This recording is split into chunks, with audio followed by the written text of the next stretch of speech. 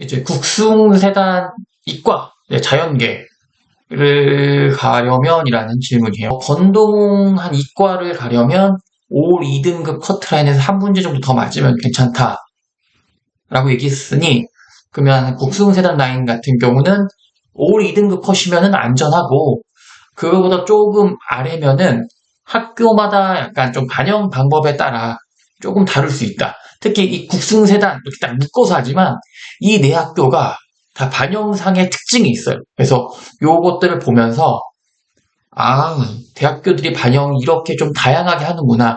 우리가 일반적으로 알고 있는 같은 라인이라고 하더라도 좀 다르구나 라고 생각을 하시면 됩니다. 일단 국민대학교 같은 경우는 원래 100분위 반영이었는데 표준 점수로 바뀌었어요.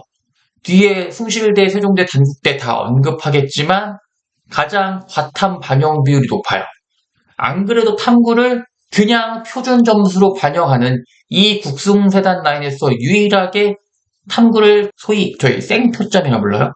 생표점으로 반영하는 유일한 학교인데 탐구 반영 비율이 높다. 그 말은 내가 고른 과목이 표준 점수가 높은 과목에서 유리하다. 그래서 제가 앞으로 계속 오늘 보여줄 거는 위에 3개는 높은 점수, 아래 2개는 조금 낮은 점수대 제가 이렇게 골라서 한번 뽑아왔어요. 국민대 이과에서 높았던 요 3개의 점수를 보면 올 2등급 커트라인보다 약간 낮아도 되는데, 그죠? 과탐이 깡패 같은 점수를 보였다. 근데 국어가 어때요?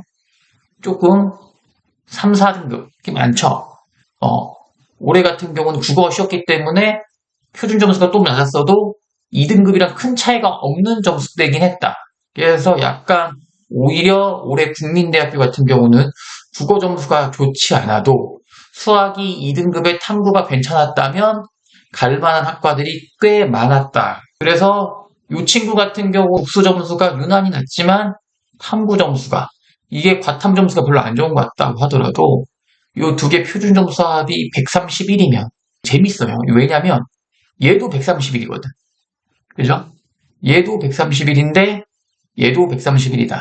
과탐이 깡패기 때문에 국어 4등급, 수학 3등급이었어도 뒤집기가 가능했던 사례가 국민대에서 나올 수 있다. 숭실대학교 같은 경우는 특이사항이 있어요.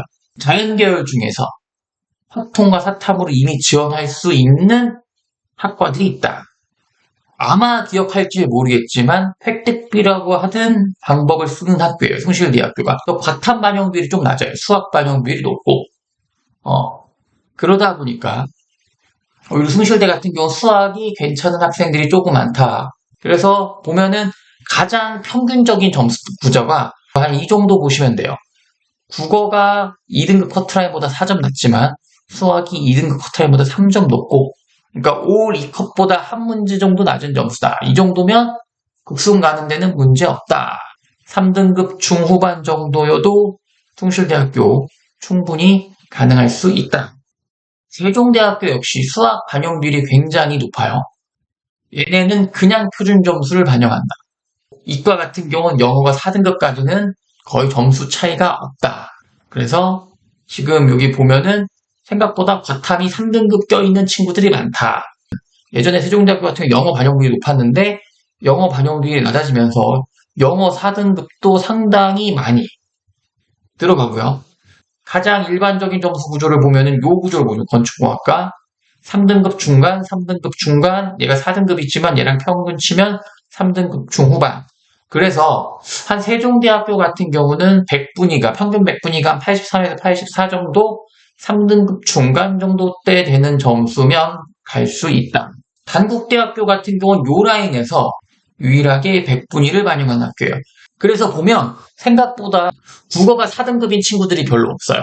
왜냐하면 국민대, 숭실대, 세종대는 표준 점수를 쓰는데 그때 올해 2023학년도에는 국어가 쉬웠기 때문에 이제 1점 깎일 때마다, 그러니까 1, 2점 한 문제 틀릴 때마다, 두 문제 틀릴 때마다 등급이 툭툭 떨어지긴 했어요.